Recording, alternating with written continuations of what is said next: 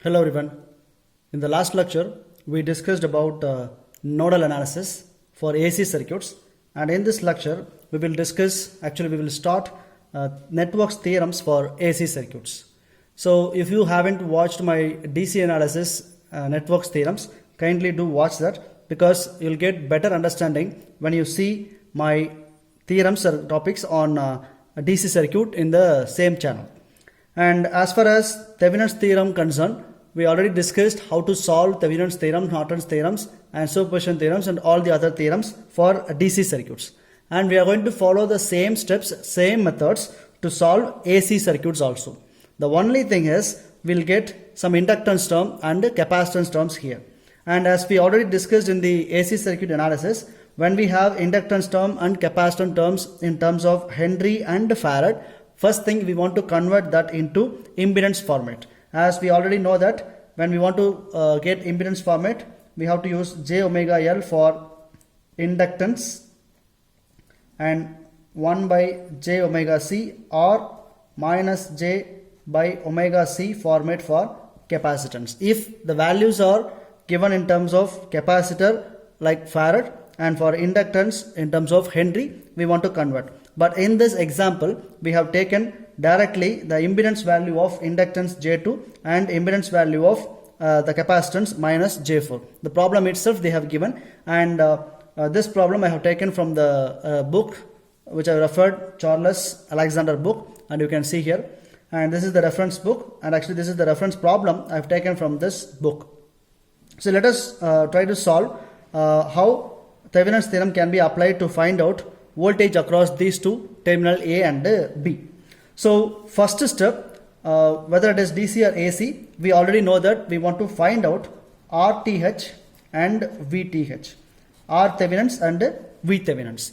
Once we know what is VTH and RTH, then we can form what is that Thevenin's equivalent model, and from this we can find out what is the Thevenin's voltage over here, right? So first thing, we'll try to find what is RTH for this AC circuit.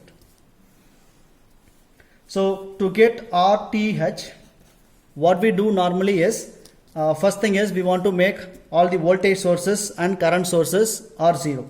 So voltage source 0 means we want to short this particular terminal, and we already discussed why we short this particular voltage source and why do we open current source in detail in the previous lectures itself, right? So let us take straight away in solving this problem.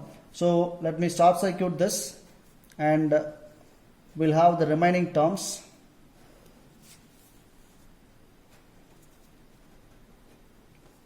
A, B, and this one is 6 and J2 minus J4, and this is 10.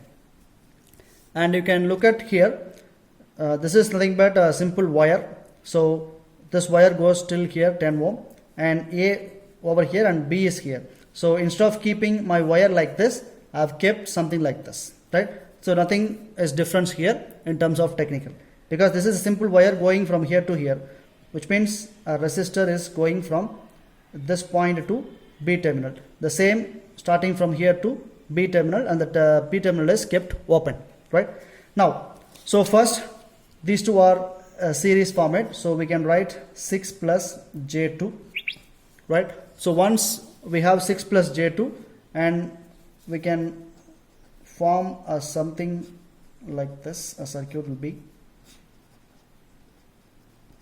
so this will be 6 plus J2 and this is minus J4. Now see, starting terminal of these two and ending terminal of these two are common, so these two are parallel circuit. So 6 plus J2 parallel to minus J4, right? And once we solve this, then we'll get this particular term over here, and then we can add with that 10 value to get what is R at A and B. Since it is a AC circuit, we need to use a calculator very often, so keep your calculator ready for calculation purpose. And so 6 plus J2 parallel minus J4. First let us solve this and then add 10 with this value. So we'll get 6 plus J2 into minus J4 divided by 6 plus J2 minus J4. Then you'll get, so I already said that when we have a multiplication in a complex term, we can use the polar format, and when we want addition or subtraction, we can use the rectangle format. Since these two are in multiplication, we'll convert this and this into polar form, and then we'll do the remaining thing. So in the bottom you'll get 6 minus J2, and so converting 6 plus J2 into polar form, so shift polar of 6 comma 2 will get 6.32 and angle 18.43.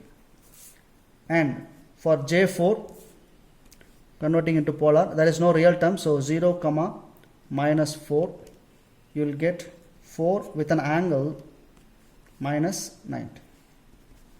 Now multiply these two terms directly, so 6.32 into 4, you will get 25.28.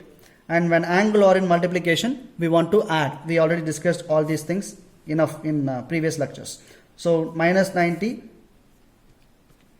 plus 18.43, you will get minus 71.57 divided by, convert this into polar form because these two are division, so shift polar of 6 comma minus 2, 6.32 with an angle RCL tan minus 18.43. Now these two are normal division, and when angle are in division, we can use, excuse me, my phone doesn't have space, so wait a minute, I'll come back. So I've cleared some space, so we'll continue the problem.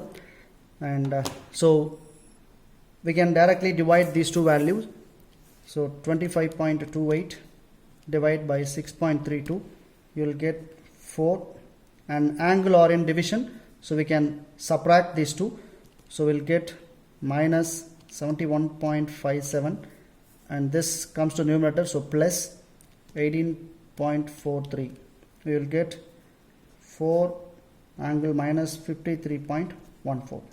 Now we can convert this into rectangle form to get what is the actual value in rectangle format. So 4 comma minus 53.14, you will get 2.399, and imaginary term is minus 3.2 j.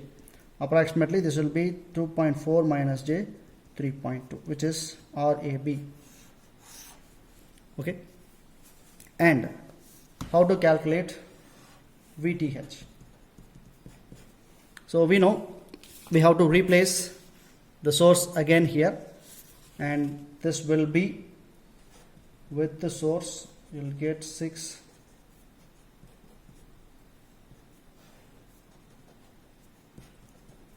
AB, this is 10 minus J4 J2 6 100 angle 20.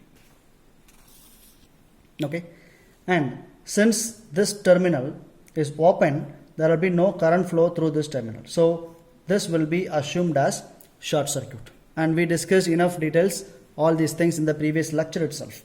So we have only this particular loop, and voltage drop across AB is nothing but drop across J4.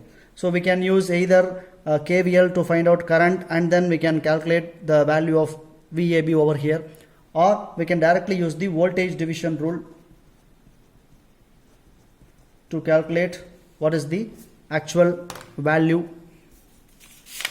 I'll do this in a different paper.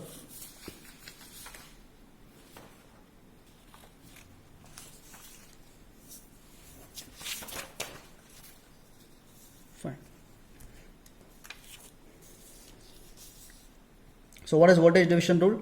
So drop across this is VAB is equal to the actual voltage 100 angle 20 into the actual resistance minus J4 divided by total resistance. Total resistance is 6 plus J2 minus J4. 6 plus J2 minus J4. That's it. By solving this, we can directly get this. So 100 angle 20 into, so minus J4, will take that in polar form. So 0 comma minus 4. You will get 4 angle minus 90 divided by, so 6 minus J2, and we have got the actual answer 6 minus J2 here itself. So the value is 6.32 angle minus 18.43. Now numerator 400 minus 70 divided by 6.32 minus 18.43, and the value is 400 divided by 6.32 will get 63.29, and angle is minus 70 plus 18.43, you will get 51.57.